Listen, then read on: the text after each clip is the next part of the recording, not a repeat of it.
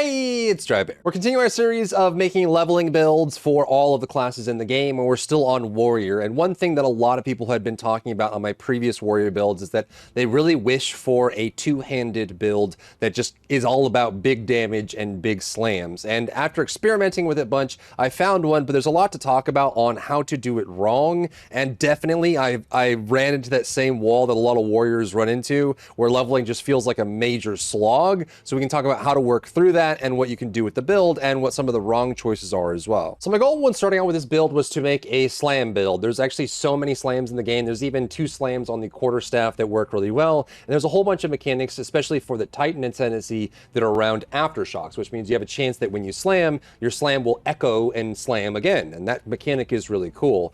So I messed around a lot with rolling slam and slams early on. One of the challenges with this build is that the damage falls off pretty hard. So what you're going to do for leveling, which we'll talk about when we get to the build progression, is that you're just going to pick up rolling slam, put overpower on it for stun buildup, and use bone shatter. Bone shatter is one of the most reliable, highest damage abilities you can use for leveling the warrior, and unfortunately I tried as hard as I could to be a slam exclusive until level 31, and it just isn't really all that great. If you run rolling slam, especially if you run it with the wrong setup, the wrong talents, you around level 15 until level 31, your damage falls off a cliff and everything feels like it's a huge slog. So we'll talk about how to make it right, how to make the slam build work for leveling through the whole process, but I totally get it now how everyone's saying that the warrior struggles a bunch with leveling and it doesn't have enough damage and dies to everything. If you pick the wrong talents or use the wrong weapons with the wrong stats and you're going for a two-handed or a slam build, it just falls apart completely. So I totally get it.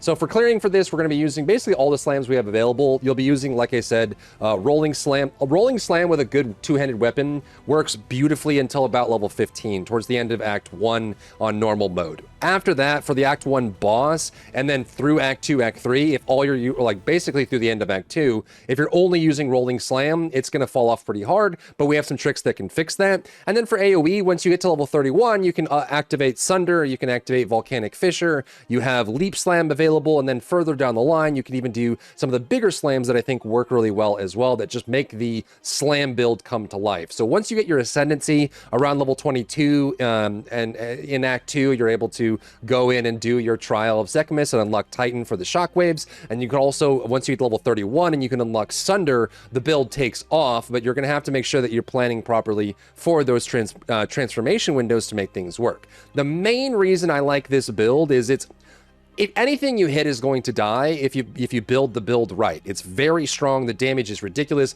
I've had several situations while testing this build where I actually would I would slam and then I would go to do my next thing and I realized the boss was dead. I didn't realize like I was going to do so much damage. Even like on the end of Act 2 boss, there was a point where the boss was like 60%. I slammed, I did Sunder, and then I looked up and the boss was dead. And I was like, okay, what happened? And it was just a crit. I just crit and the boss died. So the damage is actually ridiculous, which you can see here, and a lot of this will come from Sunder or potentially even Volcanic Fissure if you need it, but you don't really need it. Honestly, you can just do Sunder, and if you have the right setup, even without armor break, once you Sunder, everything's just going to completely disappear because the damage is ridiculously strong with a pure slam build, and then you can carry this into endgame if you'd like to. Of course, I have the one sheet for this build. It will be a Giant's Blood build, so you're going to work towards having two-handed maces as dual wield. I'll show a little bit where those numbers come from, but it actually is the best option for an Aftershock Slam build. You're going to run with Rolling Slam and Bone Shatter at the beginning of the game, unlock Leap Slam, then Sunder, and you can use Volcanic Fissure as well. This is the passive tree that we're going to use. I tested a whole bunch of variants for this one, but the general idea is that you'll have those two. At level 31, you get Sunder, and from then on, you're good to go. And of course, for the people that don't like the one sheet, if they wanted like a build calculator setup, I have it set up on Mobilix as well, so drop a favorite if you do like the build.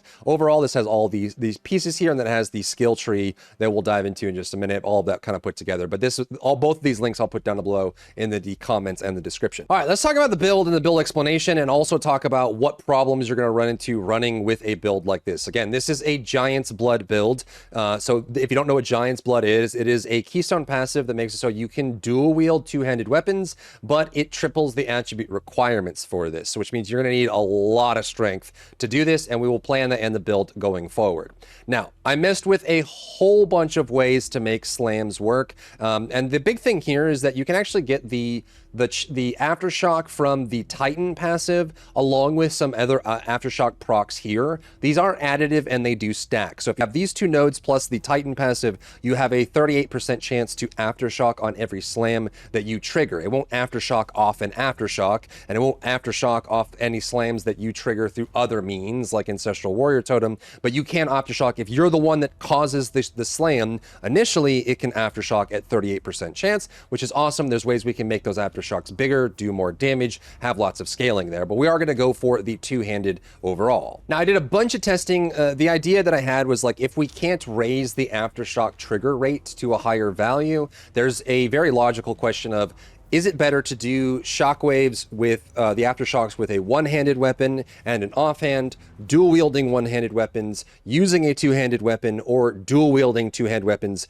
with Giant's Blood? And the answer is your highest DPS value for the aftershock is going to be with Giant's Blood. You want to use a two-handers for the highest damage. And realistically, I mean, you think about it, right? If we can't make the aftershock trigger more, then maybe we should just slam more often, like grab a whole bunch of attack speed, get some attack speed here, grab some attack speed here, get some skill speed, and if it's locked and fixed, we can't make the aftershocks trigger more, maybe we should just be attacking faster. However, it turns out that even if the aftershocks aren't triggering all that much, it is still a significant increase to the damage output if the aftershock itself does more damage. And so the answer is to go for as high of damage as possible on the slam, especially since that even though with two-handed weapons, you're going to have a slower attack speed, the animation and skill speed is going to be slower for a martial skill based on a two-handed weapon than a one-handed weapon. It is still worth it to stack more damage on top of that, especially with skills like Sunder, which have a guaranteed crit if you armor break on the target, and it's much better just to one-shot something than it is to try and,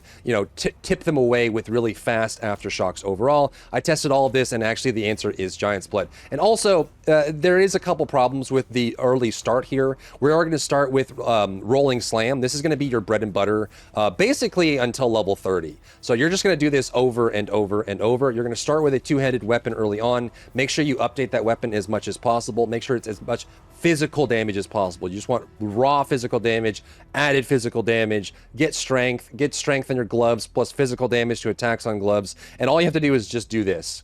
What I recommend is to cancel the second roll, so rolling slam into the second hit, and then just roll to cancel it, usually rolling backwards to recover the distance of the forward roll that you had, and you're just going to be doing this the entire time. If you have up-to-date gear, you should have an easy time. Like, you should blow through everything until around level 16, end of Act 1, where things are going to get a little squirrely. And this is where you'll actually notice that if you do run with one-handed and offhand or dual-wield one-handed, rolling slam is going to start falling off a cliff for damage output, so you will rely on that, and at around level 15 until 30, that's when you really need to do Bone Shatter. So what we're going to do is we're going to put Overpower on Rolling Slam, and then we're just going to get them to primed for stun just before stun, and then we're going to Bone Shatter. This is just because Bone Shatter is one of the best warrior leveling abilities in the entire game. You'll get it in the first row. It's incredibly powerful. If you happen to heavy stun or stagger an enemy, it does crazy damage, and it just helps fill that gap so that you can move between level 15 to 30 or 31 without completely slowing down. But again, high physical damage on main hand, two-handed weapon until you get Giant's Blood, dual wield two-handed until you once you do get Giant's Blood, and as much physical damage as you can muster, and that's it. We're also going to put Brutality on it just to give it a little bit more extra damage. And there's another thing that I need to mention. We tested this a bunch as well, but for whatever reason, when you have dual wield, so the pros and cons for dual wield is when you have dual wield and you have an ability that uses dual wield, it will make both weapons do 30% less damage, but hit with both of them. So a basic math there is that if you hit with one weapon, you're going to have 100% damage, right? So you see how Rolling Slam's sheet DPS here is 784. The first slam is 784. If we add a second weapon, it's going to go down to 701. This is super confusing, and what's happening here is on the damage, like the sheet DPS, it is showing the damage of your first weapon. It's not including the second weapon hitting, and it will always show a lower number when you're dual wielding. Super confusing, but I did test this a bunch. It's perfectly fine. It is hitting with both weapons at reduced, 30% reduced. So weapon 1 is at 70% damage. Weapon 2 is at 70% damage. So overall, you're getting, you know, on average, 140% damage. It is a 30 to 40% damage increase on average over just having a single weapon of the same kind in one hand. So dual wield is better for those big hits. It's just, for whatever reason, I feel like they should update it to have both weapons hitting with this value here. But when you take this off, the damage is going to go up. Don't be confused by that. It is literally just 70% of the main hand weapon on average. It's not including the second weapon. Dual wield is an improvement for skills in this case. So max out that two-handed weapon. Use rolling slam if you have to. You can do first hit into a roll, or you can do the second hit. The second hit is going to be more useful. And then when you get, when you hit a wall where rolling slam isn't enough, then you just go ahead and use your bone shatter. But you're basically a two-handed warrior, and it works great all the way through. But the big win is when you're able to unlock Giant's Blood and Sunder. So Giant's Blood is where we're going to get over here. We're going to pick this up, and then we're also going to unlock the Sunder ability, which is where things just really rocket forward, because we have 38% chance to aftershock. We have crazy damage burst on it, and it also has ridiculous damage scaling. We can even make the aftershocks do more damage. You'll notice how often I'm aftershocking here.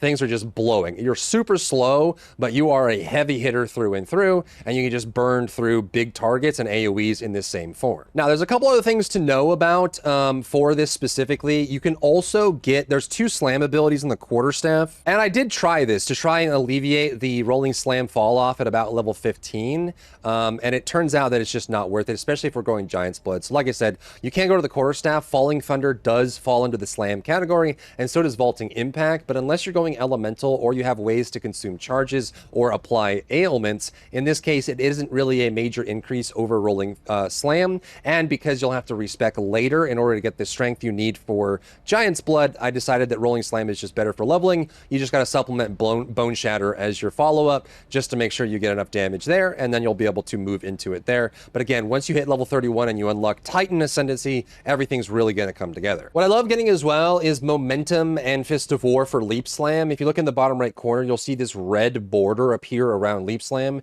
That is the Fist of War effect. It makes that your every 6 seconds it'll be ancestrally boosted, and with Momentum, as long as you get enough distance on it, you can get a lot of damage after that, and especially if it aftershocks, you get a lot of damage as well. So I found myself, once Leap Slam was unlocked, is using Leap Slam to jump in. If anything's still alive, then we can Rolling Slam, and then we Leap Slam to the next pack, and then we can Rolling Slam, and you do that, and if anything's left alive, you can just use the Bone Shatter to break it, and then once you unlock Sunder, you can just spam Sunder over and over. I tried a whole bunch of testing around Volcanic Fissure as well. You can have this extended with Persistence, which makes it last a long time, and then no matter what slam you put, if the slam aftershocks, it will trigger Volcanic Fissure again, and it is a nice increase long term if you wanted to. I was wondering if you could just put the Volcanic Fissure on Ancestral Warrior Totem, but this would be like an endgame build. I think initially it probably would be kind of weak, but it would be a way for you to put down Volcanic Fissures, assuming you can put it on the Warrior Totem, and then trigger it with an Aftershock here. But realistically, I think the best next steps for this build would be to go into Armor Break and then use the guaranteed crit from Sunder, because Sunder just does so much ridiculous damage with Giant's Blood and all the damage we have stacked up. Next is the Talent Tree, and again, this is probably the most amount of back and forth I've had to do with a build. Like, there are so many ways to make this build absolutely suck. I tried with attack speed one-handed, I tried skill speed, I tried crit damage, I tried more crit damage here, I tried area of effect, I tried area of effect here, I tried going down into armor break, and this is, I think, the best way to do the slam build to get to endgame. Start with melee damage, get all of this melee damage all the way through. You absolutely need it. You can, I tried with armor, it's just not enough damage without all this melee damage. Then we're gonna come straight down here, and I recommend going straight to this node and then grabbing two-handed damage. This will apply to your slam, so you do two-handed damage, two-handed damage, two-handed damage. Take this left wing first, because this last one gives you 40% two-handed damage, very big increase. So all of these here just gives you massive damage. The major downside with leveling with the rolling slam is you're rolling into enemies slowly, and they're gonna blast you to bits. You're just gonna die, and so you need to have enough damage to burn through them. enough survivability to not die, but also enough damage to kill them, because if they survive more than 1 or 2 slams, you're going to die. So you have to make sure that you're dealing enough damage there.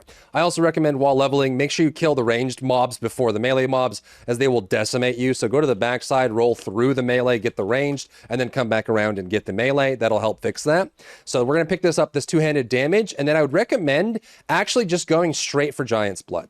So once you get this here, you can pick these up, the strength nodes here for extra life, then skip these area nodes here, come all the way down to Giant's Blood and pick it up. Now, with these nodes and strength all the way, you likely will have either just enough strength or not enough in order to equip your second two-handed weapon. And so I'd recommend just getting strength on your armor. Roll blues if you have to. You can get strength on this. You can get a big strength from the Amber Amulet. See, this has what, like 32, 39 strength on it. You can put 20 strength on this. You can get a belt with strength. You can get strength on as many things as possible, weapons if you'd like to as well. And that helps you reach the requirement to use Giant's Blood, but it is a very nice damage increase. From there, I would recommend just getting the increase to Aftershocks, and it will be your initial Aftershock as well, because until you do your Trial of Sekhmet and get your Ascendancy to do the Titan here, you will have no chance to Aftershock unless you're doing Earthquake. But if you come right up here from Giant's Blood to this node here,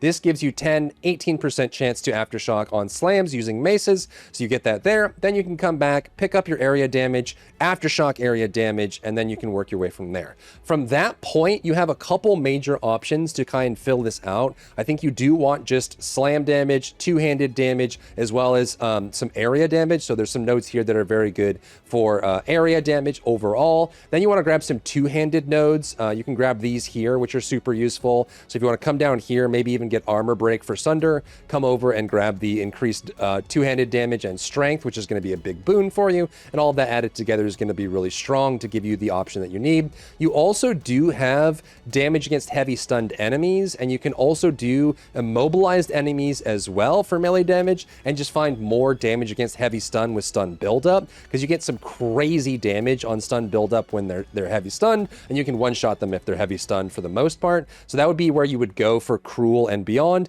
But I think that for the initial leveling process, you would go melee damage down here to two-handed melee damage, just the left wing, come straight over, get Giant's Blood, grab the Aftershock, then work your way back for more area damage and damage. And if you need to, you can grab armor here if you're getting hit too hard. There's some armor here as well, which is useful, and then the extra HP on top of that as well. It's also useful to get life on hit on your weapons, just to make sure you have, physical damage to life or life on hit.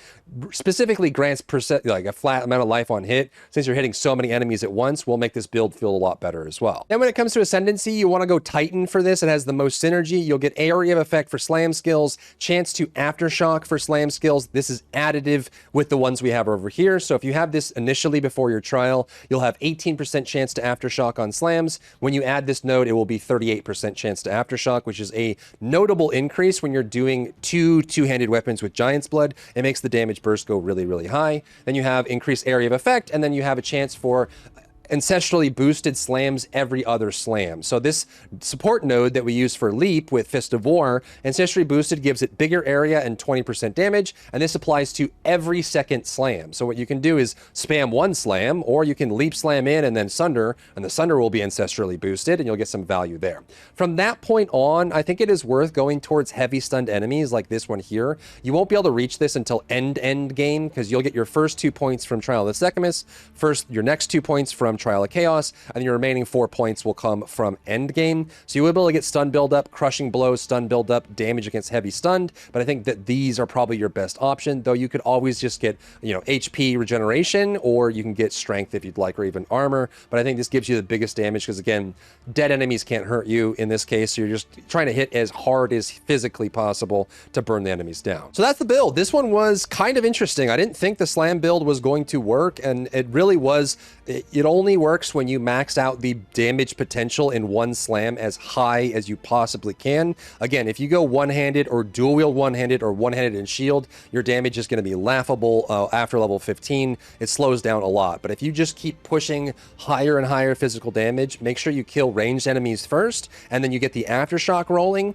once you have enough damage, you can start just one-shotting everything on your screen all the way until the end of Cruel when you get to endgame. And then from then on, you'll have to figure out, are you going to continue with a slam build for endgame or work on your endgame build? But for leveling, I think this is perfectly fine. And for the people that were asking for a two-handed build, I think we finally got one. If you found value in today's video, leave a like down below, leave a comment for the algorithm to help this video get seen by more people. And don't forget to check out my other channels for other content and other stuff and other things.